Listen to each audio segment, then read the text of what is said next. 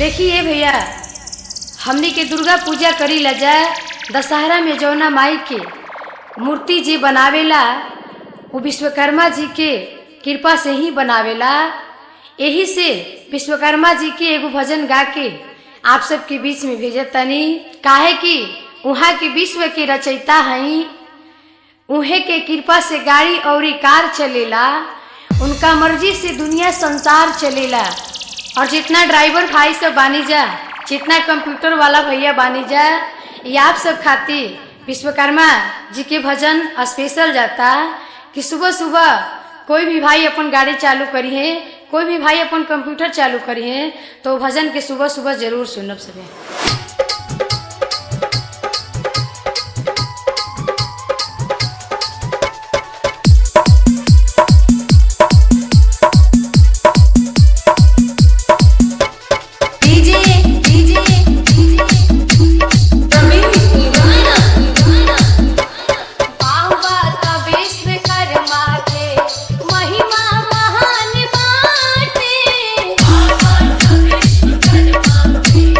महिमा